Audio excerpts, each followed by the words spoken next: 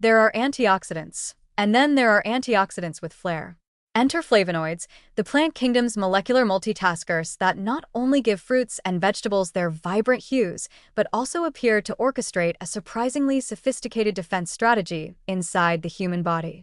While vitamin C and E often get the headlines, flavonoids are quietly stealing the show in cardiovascular and aging research, thanks to their elegant ability to reduce oxidative stress, fine-tune inflammation, and, rather impressively, lower all-cause mortality in aging populations.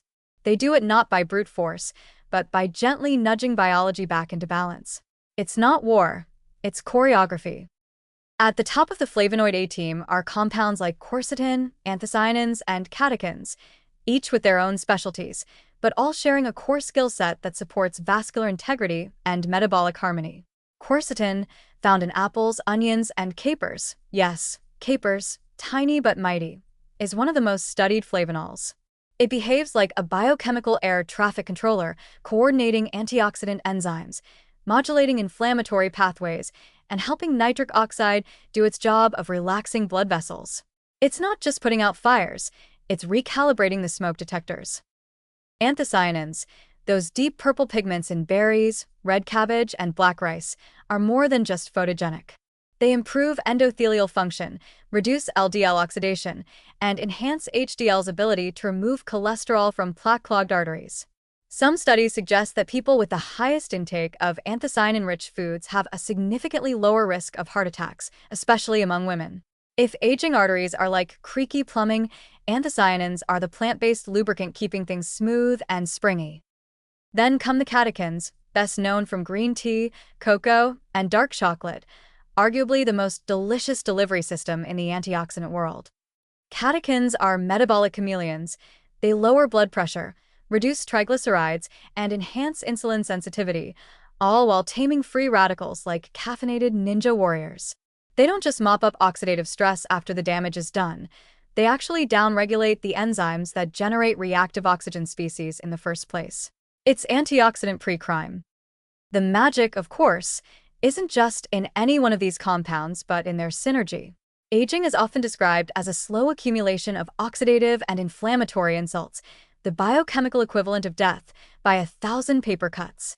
Flavonoids act as damage control agents, restoring redox balance, supporting mitochondrial function, and activating longevity-linked pathways like AMPK and SIRT1.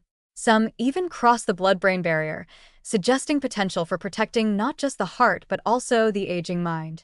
In the process, they seem to pull off something remarkable, reducing all-cause mortality, not just through disease-specific mechanisms, but by generally improving the resilience of the entire biological system.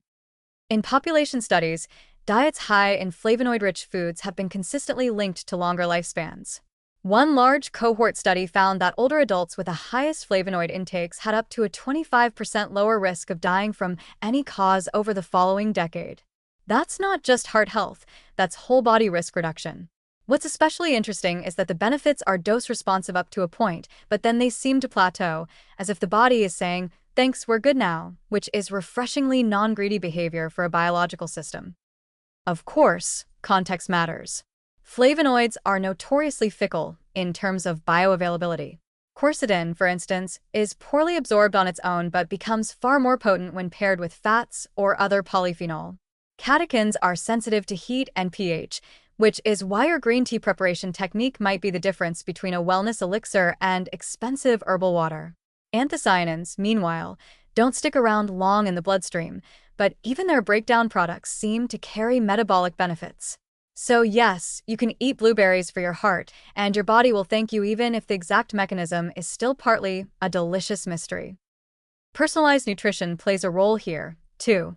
Some people are fast metabolizers of flavonoids, burning through them before they can work their full magic. Others have microbiomes that transform these compounds into even more bioactive forms. Your flavonoid experience, like your caffeine tolerance or your relationship with cilantro, is highly individual. But the takeaway is consistent. More plants, more color, more variety. Ideally in whole food form, not isolated supplements chasing a miracle molecule. At the end of the day, flavonoids remind us that health isn't just about removing risk, it's about cultivating resilience. They aren't drugs and they aren't magic, but they do seem to whisper to our genes and cells in a language that says, stay calm, stay flexible, stay alive a little longer. And for anyone hoping to age with grace, and maybe with a glass of berry smoothie or green tea in hand, that's a message well worth listening to.